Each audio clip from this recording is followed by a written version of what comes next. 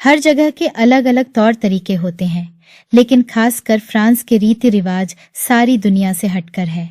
जो चीजें और रिवाज वहां बने हैं वह दुनिया में कहीं और देखने को नहीं मिलते, और उनके पीछे वो सारी छुपी वजह सुनकर इंसान दंग रह जाता है।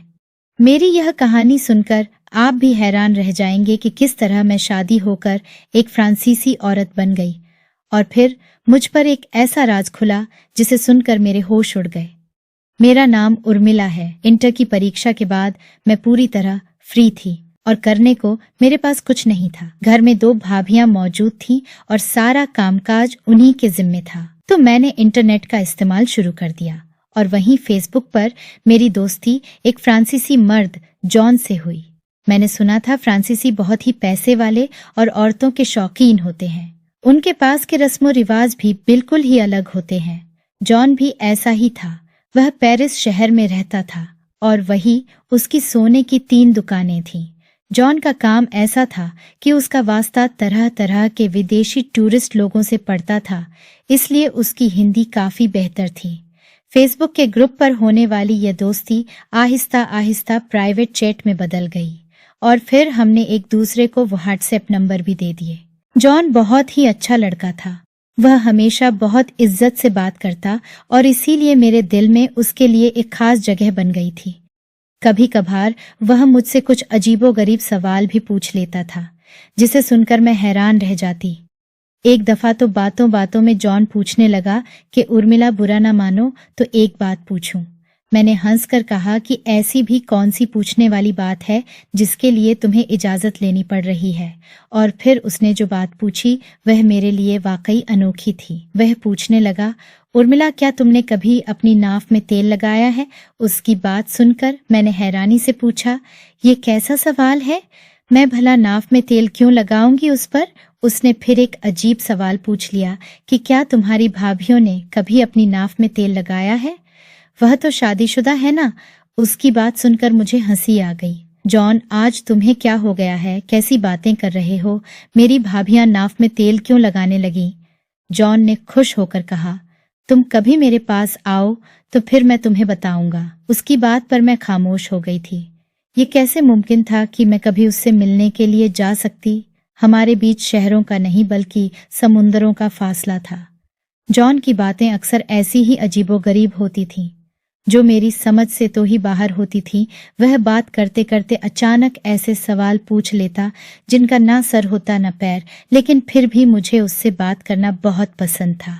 हम दोनों की इस दोस्ती को 4 महीने ही गुजरे थे कि जॉन ने मुझे शादी के लिए प्रपोज कर दिया, और दूसरी तरफ मेरी भाभी को इस बात की खबर लग गई कि मैं सारी रात किसी से छुपकर बात करती हूँ।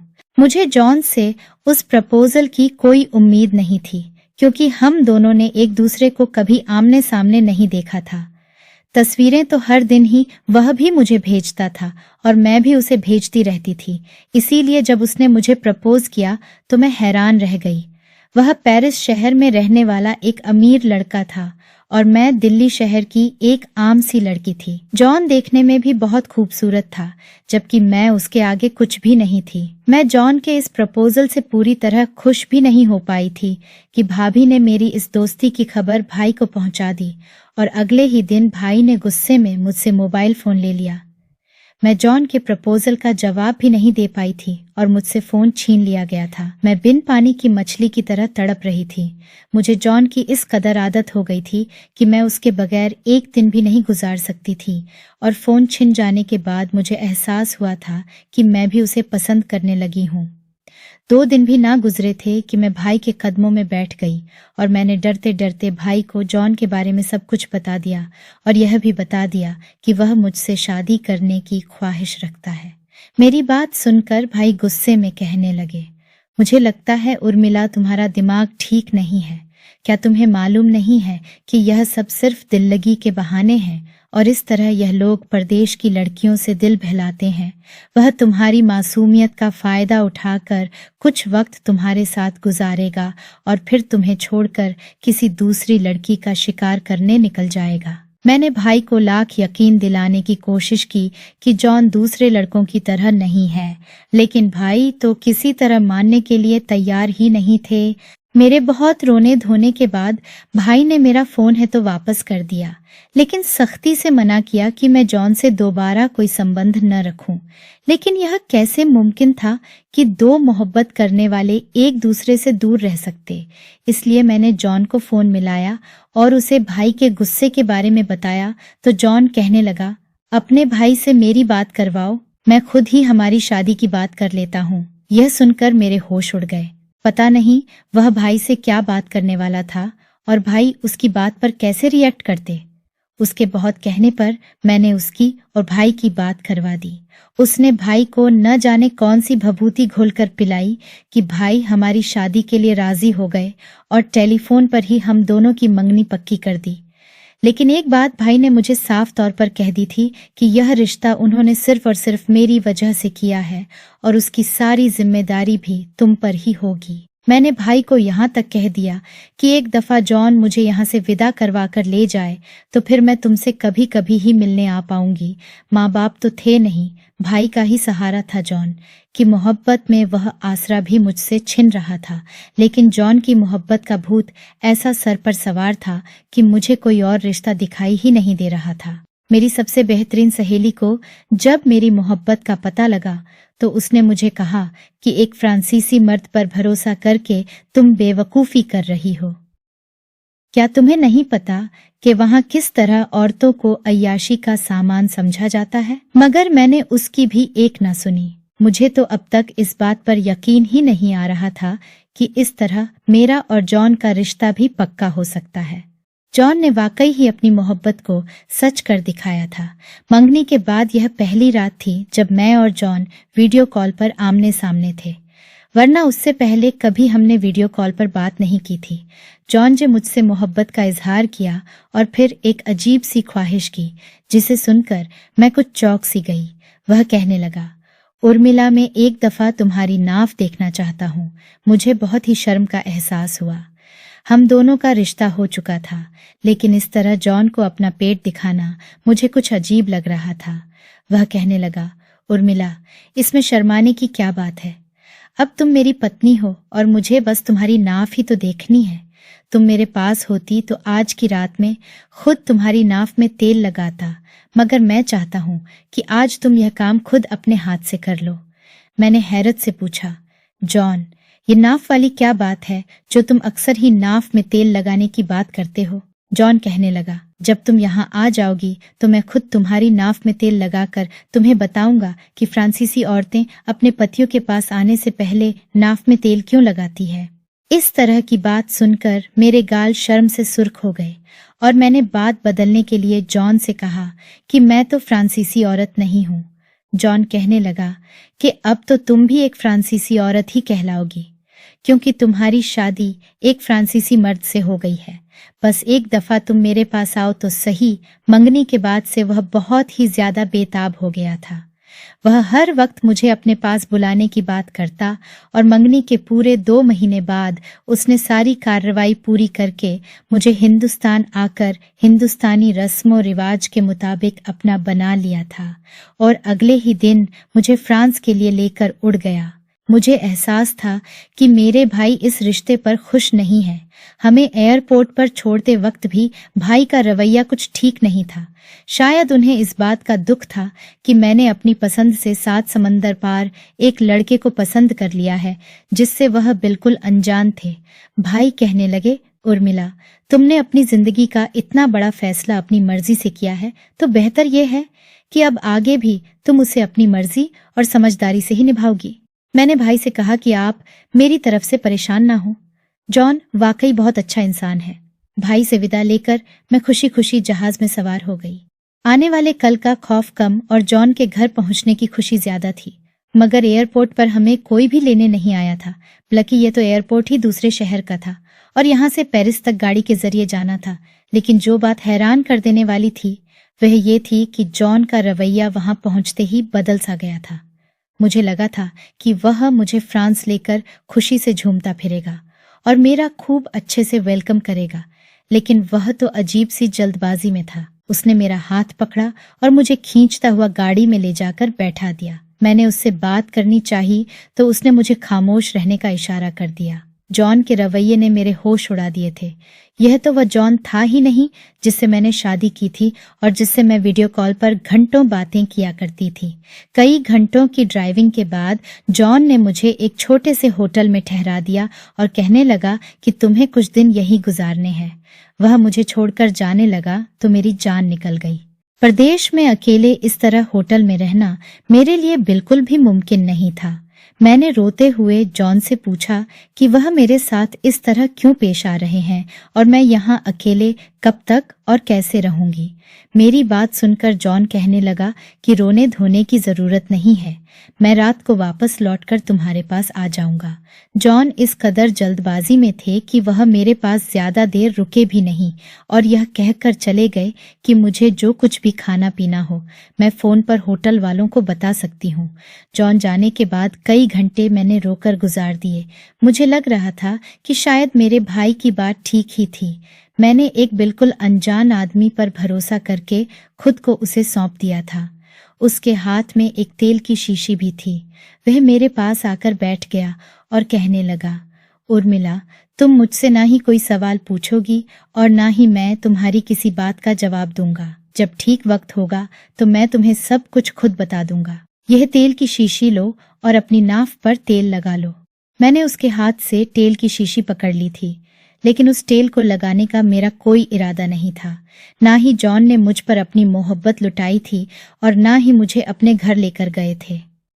पता नहीं वह मुझसे क्या चाहते थे। मैं उस वक्त उनके रहमो करम पर थी, इसलिए ज्यादा सवाल जवाब भी नहीं कर सकती थी। जॉन ने जब यह देखा कि मैं तेल की शीशी लेकर बैठ गई हूँ और मेरा लगाने का कोई इरादा नहीं है, तो वह बहुत ज्यादा गुस्सा हो गया और कहने लगा कि मैं बस कुछ देर के लिए ही यहाँ आया हूँ, इसीलिए मैं फौरन अपनी नाव में तेल लगा लूं। जॉन का गुस्सा भरा अंदाज देखकर मैंने फौरन अपनी नाव में तेल लगा दिया, जबकि जॉन ने कहा था कि जब मैं यहाँ आऊंगी तो वह खुद मेरी नाव में तेल लगाकर मुझे इसके बारे में बताएंगे, लेकिन फिलहाल ऐसा कुछ नहीं हुआ था। मेरे तेल लगाते ही जॉन का मिजाज एकदम ही बदल गया और वह मुझसे मोहब्बत से पेश आने लगा। जॉन के इस तेजी से बदलते अंदाज पर ही मैं हैरान रह गई। थोड़ी देर में हम दोनों के बीच के सारे फासले मिट गए और जॉन ने मुझ पर अपनी बेपनाह मोहब्बत लुटाई।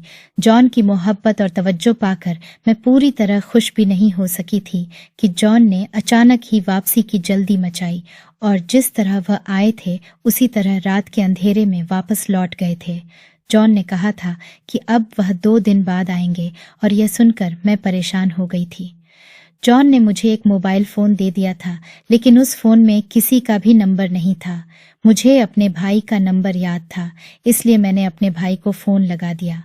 भाई ने हल्के फुल्के तौर पर मेरे हाल चाल पूछे और फ़ोन बंद कर दिया। भाई के इतने गैरों वाले अंदाज ने मुझे यह हकीकत अच्छी तरह समझा दी थी कि अब वह मुझसे कोई वास्ता नहीं रखना चाहते। एक दिन भी नहीं गुजरा था कि मुझे बहुत तेज बुखार हो गया। नई जगह और फिर तन्हाई की दहशत ने मुझे बीमार कर दिया था। मजबूरन मैंने जॉन को फ़ोन किया तो वह कुछ दवाई लेकर मेरे पास आ गया और साथ ही एक अजीब सा सुर्ख रंग का गाउन भी लेकर आया। कहने लगा, रात तक दवा खाकर ठीक हो जाओ और यह गाउन पहनकर तैयार हो जाना। रात को मैं तुम्हें किसी दावत में लेकर जाऊंगा, वहां हमें कुछ लोगों से भी मिलना है। मुझे जॉन की बिल्कुल भी समझ नहीं आ रही थी कि वह मेरे साथ क्या करना चाहता था। मोहब्बत के जो सुहाने सपने देखकर मैं यहाँ तक चली आई थी, वह सब मुझे सिर्फ एक छलावे महसूस हो रहे थे। मेरी तबीयत इतनी ज्यादा खराब थी और जॉन को दावत की पड़ी हुई थी। मैंने पूछा कि किसकी दावत है तो वह कहने लगा कि उसके किसी करीबी दोस्त की शादी है और हम दोनों को वहीं जाना है। वह एक दफा फिर मुझे छोड़कर चला गया था और मैं यह सोचकर संतुष्ट हो गई थी कि चलो मैं उसकी पत्नी बनकर कुछ लोगों से तो मिल सकूंगी। कम से कम अब मुझे यह खौफ तो नहीं रहा था कि वह मुझे दुनिया से छुपा रहा है। रात तक मेरी तबीयत काफी संभल गई थी और मैं वह सुर्ख गाउन पहनकर तैयार हो गई थी जो बहुत ही चुस्त और बगैर आस्तीन का था।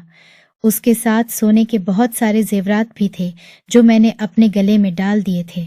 शादी में पहुंचकर एक अजीब सी बात हुई कि जॉन ने मुझे अपने कुछ दोस्तों से मिलवाया, लेकिन सब के सब दोस्तों से उसने मेरा परिचय एक हिंदुस्तानी दोस्त के तौर पर ही करवाया और हमारी शादी का कोई जिक्र न किया। मेरी सारी खुशी, मेरे सपने हवा हो गए थे। जॉन मुझे दूल्हा दुल्हन से मिलवाने के लिए भी लेकर गया तो वो दूल्हे के साथ बातों में बिजी हो गया और मैं ऐसे ही दुल्हन के साथ बैठ गई और यह देखकर हैरान रह गई कि दुल्हन की एक दोस्त ने उसे एक छोटी सी तेल की बोतल लाकर पकड़ाई और फ्रांसीसी लैंग्वेज में कुछ कहा जो मुझे समझ में ना आया, लेकिन मैं इतना जान गई थी कि वाकई फ्रांसीसी औरतें पति के नजदीक जाने से पहले नाव में तेल लगाती है। लेकिन क्यों? यह वजह मैं अभी तक जान नहीं पाई थी और ना ही किसी से पूछ सकती थी, क्योंकि यहाँ मौजूद सभी लोग ज्यादातर फ्रांसीसी लैंग्वेज ही जानते थे। शादी खत्म होने पर मैं जॉन के साथ वापस होटल आ गई, लेकिन मैं उससे पूरी तरह नाराज थी। मुझे यह बात बिल्कुल अच्छी नहीं लगी थी कि उसने मुझे अपनी पत्नी के तौर पर अपने दोस्तों से क्यों नहीं मिलवाया था। होटल आते ही वह मेरे साथ मोहब्बत जताने लगा, लेकिन उसे मेरे व्यवहार से अंदाजा हो गया कि मेरा मिजाज बिगड़ा हुआ है। जॉन ने तेल की शीशी हाथ में उठाई और कहने लगा, मैं अभी तुम्हारा मूड अच्छा कर देता हूँ। यह कहकर वह खुद ही मेरी नाव पर तेल लगाने लगा। इससे पहले कि मैं उससे तेल की वजह पूछती, होटल के दरवाजे पर कोई बेल देने लगा। जॉन ने दरवाजा खोला तो यह देखकर मेरे कदमों तले से जमीन निकल गई कि दरवाजे पर फ्रांस की पुलिस खड़ी थी और उन्होंने जॉन को गिरफ्तार कर लिया था। वह लोग फ्रांसीसी लैंग्वेज में पता नहीं क्या कुछ कह रहे थे जो मुझे तो समझ नहीं आ रहा था, लेकिन जॉन बार बार उनकी बातों का विरोध कर रहा था। वह लोग उसे गिरफ्तार करके अपने साथ ले गए थे और साथ ही एक लेडी कांस्टेबल ने मुझे भी इशारे से साथ चलने को कहा था। मैं बहुत ज्यादा परेशान हो गई थी।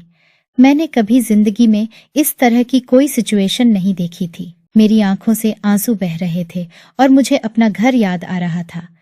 पुलिस स्टेशन पहुंचकर मेरे लिए एक हिंदी बोलने वाले पुलिस वाले का इंतजाम किया गया, जिसने मुझे एक ऐसी बात बताई जो सुनकर मेरे होश उड़ गए। जॉन के बाप ने उस पर चोरी का इल्जाम लगाया था कि उसने अपने ही बाप की दुकान से बहुत सारे जेवरात चोरी किए हैं और वह सारे जेवरात मेरे सामान में से मिले हैं। यह उन्हीं जेवरात की बात हो रही थी जो जॉन ने मुझे गाउन के साथ पहनने के लिए ला कर दिए थे। मुझे समझ नहीं आ रहा था कि जॉन की तो अपनी सोने की दुकानें थीं, फिर उसे मेरे लिए जेवर चुराने की क्या जरूरत पेश आ गई थी। यह सब क्या हो रहा था? काफी देर की तहकीकात के बाद पुलिस वालों ने जॉन को छोड़ दिया था। उन लोगों के बीच क्या बात हुई थी वह तो मुझे समझ नहीं आई थी, लेकिन वह बहुत ही ज्यादा परेशान था और जब मैंने उससे गुस्से में इस गिरफ्तारी की वजह पूछी तो वह कहने लगा कि यह सब कुछ तुम्हारी वजह से हुआ है। जॉन की बात सुनकर मैं हक्का बक्का रह गई कि वह अपनी गिरफ्तारी का इल्जाम मुझ पर क्यों डाल रहा है। जॉन ने मुझे बताया कि उसके माँ बाप मेरी और उसकी शादी पर राजी नहीं थे। वह उसकी शादी किसी फ्रांसीसी लड़की से ही करना चाहते थे, लेकिन जॉन ने उनसे छुपकर अपनी मर्जी से मुझसे शादी कर ली। उसने खुद ही सारे कागजात बनवाकर मुझे यहाँ बुला लिया, लेकिन मेरे यहाँ पहुँचने से पहले ही उसके माँ बाप को इस बात की भनक मिल गई और उसके माँ बाप ने कहा कि अगर जॉन मुझे लेकर घर आया तो वह उसे हमेशा के लिए जायदाद से बेदखल कर देंगे। मजबूरन जॉन ने मुझे होटल में ठहरा दिया और अपने माँ बाप के सामने ऐसे जाहिर किया जैसे उसका मुझसे कोई संबंध ही ना हो, लेकिन उसे साथ साथ मेरी फिक्र भी सता रही थी। इसलिए वह बार बार थोड़ी देर के लिए चक्कर काट कर चला जाता। उसने मुझे यह बात इसलिए नहीं बताई क्योंकि उसे डर था कि कहीं मैं यह सब सुनकर परेशान न हो जाऊं। मेरी तबीयत खराब होने का सुनकर उसने सोचा कि वह मुझे होटल से बाहर ले जाएगा तो मेरा दिल बहल जाएगा, इसलिए वह मुझे अपने दोस्त की शादी में ले गया। शादी में जाने के लिए जेवरों की जरूरत थी, लेकिन उसके माँ बाप ने उसकी हर हरकत पर नजर रखी हुई थी, इसलिए वह जो चोरी से दुकान से जेवरात लेकर आया था और जब यह बात उसके बाप को पता चली तो उन्होंने गुस्से में अपने ही बेटे के खिलाफ रिपोर्ट दर्ज करवा दी। जॉन कह रहा था कि वह आहिस्ता आहिस्ता अपने माँ बाप को हमारे रिश्ते के लिए राजी कर लेगा, लेकिन जब तक मुझे उसका साथ देना होगा और खामोशी से इसी तरह कुछ दिन होटल में गुजारने होंगे। जॉन की बात सुनकर मैं शर्मिंदा हो गई थी। मैं उसके बारे में न जाने क्या कुछ सोच रही थी, जबकि वह मेरी वजह से ही बहुत परेशानी में था। अपने माँ बाप के दबाव के बावजूद भी उसने मुझे नहीं छोड़ा था। मैंने जॉन से कहा कि वह परेशान ना हो, मैं हर तरह से उसका साथ निभाने के लिए तैयार हूँ।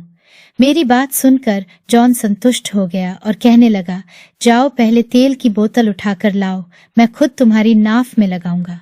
जॉन की बात सुनकर मैं तेल की बोतल उठा लाई, लेकिन उसे कहा कि पहले मुझे यह बताओ कि फ्रांस की औरतें यह तेल क्यों लगाती हैं। जॉन ने मुझे बिस्तर पर लेटाया और खुद ही मेरी नाफ में तेल लगाते हुए कहने लगा कि यह तेल नाफ में एक जादुई तेल की तरह काम करता है। फ्रांसीसी औरतें इसे पति के पास जाने से पहले इसलिए लगाती है क्योंकि इसके बहुत सारे फायदे होते हैं। बहुत सी औरतों की बीमारियां ऐसी होती हैं जो नाफ में तेल लगाने की वजह से खुद ब खुद खत्म हो जाती है। औरतों को इससे उम्मीद से होने में भी आसानी होती है। इस तेल के अंदर एक खास किस्म की जड़ी बूटी डाली जाती है और सुना है कि इसकी वजह से जो औलाद पैदा होती है वह बहुत ही बुद्धिमान होती है। लेकिन जो जड़ी बूटी इस तेल में मिलाई जाती है वह सिर्फ यहीं की जमीन पर पाई जाती है और इस बात का इल्म मुझे पहले नहीं था। लेकिन जब मैंने तुमसे तुम्हारे और तुम्हारी भाभी के तेल लगाने वाली बात का पूछा तो मुझे पता चला कि यह काम सिर्फ फ्रांस की औरतें ही करती हैं। मैं भी चाहता हूँ कि जल्द से जल्द हम दोनों माँ बाप बन जाएं ताकि मेरे माँ बाप तुम्हें आसानी से अपना ले, क्योंकि जब मेरी औलाद हो जाएगी तो मैं जानता हूँ कि मेरे माँ बाप खुद ही तुम्हें स्वीकार कर लेंगे।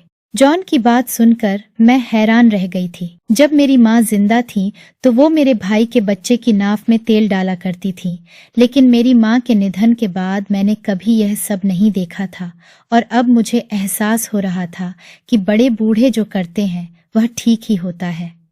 इंसान के जिस्म का पूरा निजाम इंसान की नाफ के साथ संबंध रखता है और जब नाफ की सफाई का ख्याल रखा जाता है और उसमें तेल डाला जाता है तो उससे बहुत सारी बीमारियां कुदरती तौर पर खत्म हो जाती हैं।